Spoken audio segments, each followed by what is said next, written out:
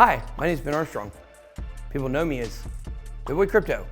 I'm a giant 40-year-old man people call boy. But here's the thing. People say unbelievably nice things about me in real life, but on the internet, they say a lot of bad stuff. So we're gonna read mean tweets to Bitboy. Let's get started. This is from Diego Velez. He says, Ben, I have some sympathy for what you do, but Guy from Coin Bureau has far better content than yours. Also, I'm a non-native English speaker and struggle to understand your accent full of slangs. On the contrary, Guy speaks clean and clear. Are you looking for a target to bust your audience? Well, I certainly don't understand what that last part means. But I think that here's the important thing, is that Guy from Coin Bureau is a brand, and everything they do over there is very methodically planned out. And I'm sure, they do it that way for a reason. However, I'm just me, period. I can't change what I do because of, 7% of the population might not understand it. So I get it, whatever, but at least you have sympathy for me. This is from Official Bull. He says, time to unfollow you. It says 2 minutes ago. I don't know what time it is. If I get an update on the right time to unfollow me, I'll let you guys know. I don't know, it's probably like 9:37 p.m. I'm not sure. If you miss it, you missed the window, you have to follow me another day. This is from Pisces, who, by the way, doesn't even have a profile picture. He says, lame, period. Cool. My kids don't think I'm that cool either. Kripa Babalu says, you still have followers? Amazing. Well, it's not 9:37 yet. We'll have to see. This is from DB Crypto. He messaged me about this one, by the way. He said, your audience is too big to be this responsible with your tweets. Now, that was a tweet that I posted about Bitcoin going to 19,500, filling the CME gap. And I said, okay, now it's time we can be bullish again. And the suggestion here is that that's really, really, really irresponsible. And then you know what happened? The price went all the way back up to $24,000. So I think a lot of times people have these biases and they just feel like they know what's gonna happen in the market. And it doesn't always happen that way. Just because things feel bearish at the moment, it doesn't mean things are going to zero. I'm just gonna tell you what I think, period. This is from Andy. As always, wrong, fat boy. Oh man, see, it used to apply. I was overweight, pretty good bit. I lost 60 pounds this year. And it's still funny to me that people are so desperate to mock me that they're using something that doesn't even apply anymore at all. And so I think there's a couple things to address here, which is the fat comments. And look, I dish out stuff on people's appearances, maybe some insults sometimes.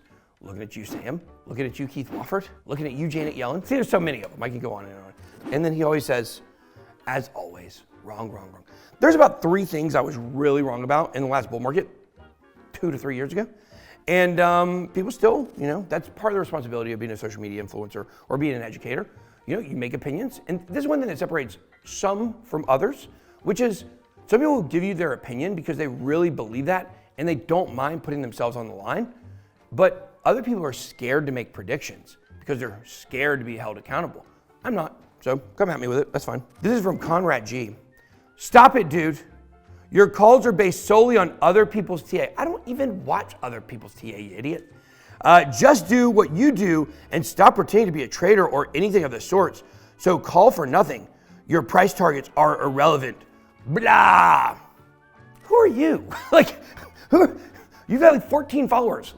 Who are you? You're nobody coming at me when this tweet turned out to be correct. That's the best part of this whole thing. The best part about this comment is if you actually go look at the original tweet, people kill me over it, and it was true. It was right. Bitcoin did break bullish. Actually, within 2 days, the weekly close was bullish. After everybody said, oh, it's gonna. If you were someone who actually watched what I do and didn't just talk about it, then you would see is I said for 3 months this is what was gonna happen, that we were gonna go fill the CME gap and bounce back up. So how stupid would it be because the price drops for me to go against my own prediction that was still on track? Doesn't make any sense. This is from Gramps Crypto. You just keep missing it, but continue to brag about how great you are. And then he sends me the, is there a bird emoji? like a flipping the bird emoji. Wow, that's pretty aggressive for Apple. Chill with that. I feel kind of violated right now. Find one thing that I've said over the last, I don't know, year and a half that was wildly inaccurate about Bitcoin and about where it was going. People want to highlight the three things that XRPK's ending in September 2021, didn't happen. Bitcoin hitting 100K, didn't happen. And based on the idea that Bitcoin was going to go to high six figures or $200,000 or $300,000, back in 2021, I said that Bitcoin shouldn't go below 47,000 again, or that it wouldn't. Well, we only went to 70K. So obviously that was out the window. And those were three predictions that I made that were absolutely wrong. And I own those. Made me a little more conscious about what I predict and how strongly I predict them and how much I guarantee them, so to speak. But since November of 2021, we have been so accurate about the Bitcoin market. And you can go back and look. I mean, there's receipts on this. And anybody who actually watches the channel today and has for the last year, they know that. 90% of the people that are saying all this stuff about us, and I say us because we're a company here, we've got a lot of employees, is that they don't watch the content. They just go on social media and complain. They don't actually understand what they're saying. And that's a big problem. People just see memes and say, oh, here's a meme. Bitboy said it was never going below 47K. He has zero credibility. Find me anybody in crypto that's been 100% accurate. Nobody. All you can do is do the best of your ability. So we got Crypt Dre says, you looked better as a fat piece of shit. Now you're just a formally fat. So you've got kind of like informal fat and you have formal fat. I guess this is when you wear a tuxedo to cover your belly. Still chubby, grifting piece of shit.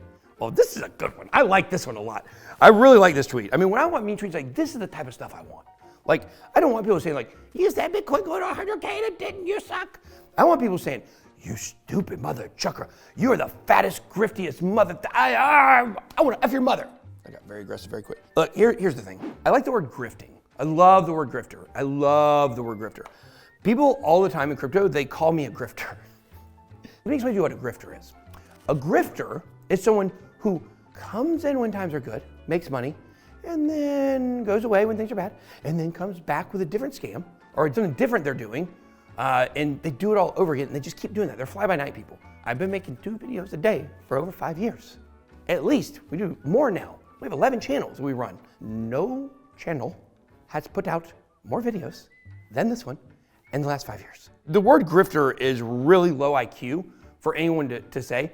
If people were to say that about me, all they're doing is demonstrating that they don't actually understand the words that are coming out of their mouth or off of their fingers. Kowski, he said, you always call people out for making fat jokes, but isn't moobs a fat joke? This would be to my friend, Cam Cruz. And actually, no, I feel like this reply here was really misguided by my guy Kowski here. Number one, no. I have no problem with people insulting my physical appearance. Not at all.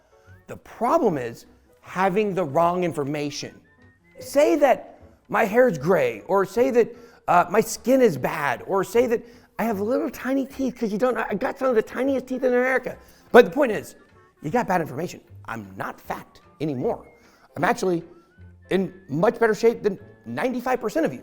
I know I can outlift 99% of you. But the problem is, just make fun of me for what's real. Don't make fun of me, call me fat when it doesn't exist.